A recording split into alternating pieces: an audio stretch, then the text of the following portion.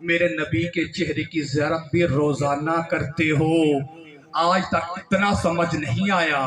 قرآن چاہے صامت ہو چاہے ناطق ہو، جب آ جاتا ہے بدلا نہیں جاتا۔ ہاں، قرآن جب آ جاتا ہے بدلا نہیں جاتا۔ توجہ۔ اچھا، ابھی جن لوگوں کو شک ہے نا امیر مولا کے قرآن ناطق ہونے میں، وہ بھی سر اٹھائیں، اور جنہیں یقین ہے امیر مولا قرآن ناطق ہیں وہ بھی سر اٹھائیں۔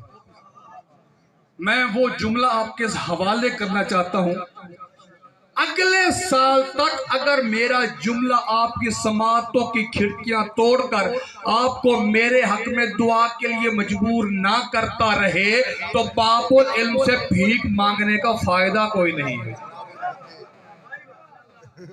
لیکن میری بات اس کے لیے ہے جو میرے ساتھ ساتھ چل رہا ہے، جس کی توجہ اپنے گھر کے کاموں میں ہے وہ اپنے گھر کے کام نپٹائے، جو جشن منانے آیا ہے میرے ساتھ آج وہ جشن منائے۔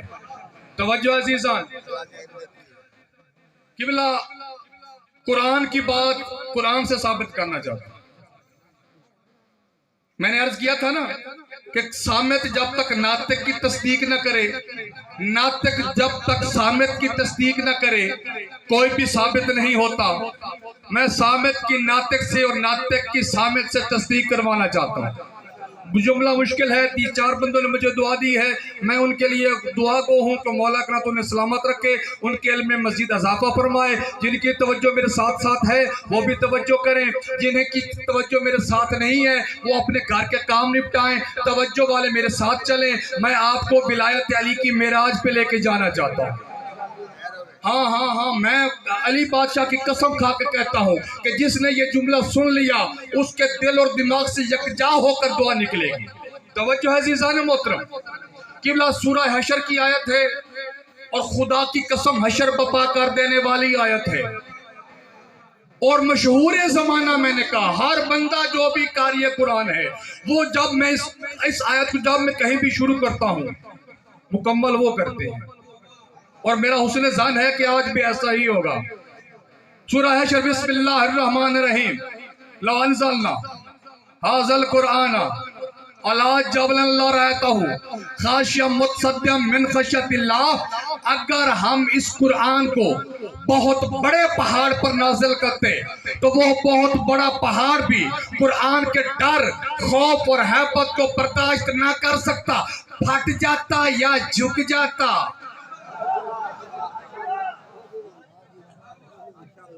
آیت سنی ہوئی ہے نا، مشہور زمانہ ہے نا، میں نے کوئی نئی آیت تو نہیں پڑھی، کوئی گمنام آیت تو نہیں پڑھی۔ قرآن گمنام ہوتا ہی نہیں ہے، قرآن کی ہر آیت معروف ہے، اور یہ معروف سے معروف ترین آیت کی تلاوت کی ہے۔ کیا کہہ رہا ہے خالق؟ خالق کہہ رہا ہے کہ اگر میرا قرآن بہت بڑے پہاڑ پر نازل ہو جائے تو وہ بہت بڑا پہاڑ بھی اس کے ڈر، خوف اور ہیبت کو برداشت نہیں کر سکتا، پھٹ جاتا ہے یا جھک جاتا ہے۔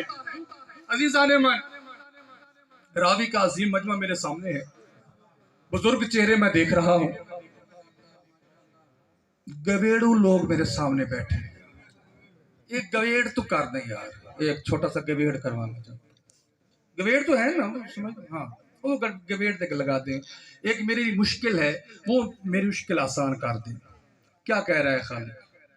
خالق کہہ رہا ہے کہ اگر میرا قرآن بہت بڑے پہاڑ پر بھی نازل ہو جائے تو وہ بہت بڑا پہاڑ بھی میرے قرآن کو برداشت نہیں کر سکتا، پھٹ جاتا ہے یا جھک جاتا ہے۔ میں 1 2 3 4 نہیں، مشکل بتانے لگا ہوں، میں 1 2 3 4 نہیں، 1000 قرآن لے کر آتا ہوں، کسی بڑے پہاڑ پر نہیں، پتھر کے ایک چھوٹے سے ٹکڑے پر 1000 قرآن رکھ دیتا ہوں، آپ اس پتھر کے ٹکڑے کو پھاڑ کر دکھائیں۔ گویڑے لوگوں یار، قرآن کی آیت ہے، ایک تھوڑی سی میرے سامنے مشکل تھی، آپ سے مشکل کشائی کروانا چاہتا ہوں۔ 1000 خالق تو کہہ رہا ہے کہ میرے قرآن کو بہت بڑا پہاڑ بھی برداشت نہیں کر سکتا، میں 1000 قرآن لے کر بیٹھ جاتا ہوں، چھوٹے سے پتھر پر رکھ دیتا ہوں، پتھر تو ہلتا بھی نہیں ہے، پھٹنا تو کجا۔ 1 इंच भी आगे पीछे नहीं होता, सेंटीमीटर भी आगे पीछे नहीं होता। मुश्किल है, लेकिन ये भी याद रखिए, आपकी खामोशी को सलाम, आपकी अजमत को सलाम। मुश्किल मुश्किल मुश्किल कभी मुश्किल नहीं रहती जब हमारा मुश्किल कुशा मौजूद हो। और ये भी याद रखा जाए, मुश्किल कुशा को मत बताया करो कि हमारी मुश्किल बड़ी है, मुश्किल को बताया करो हमारा मुश्किल कुशा कितना बड़ा है। हमारा मुश्किल कुशा नारे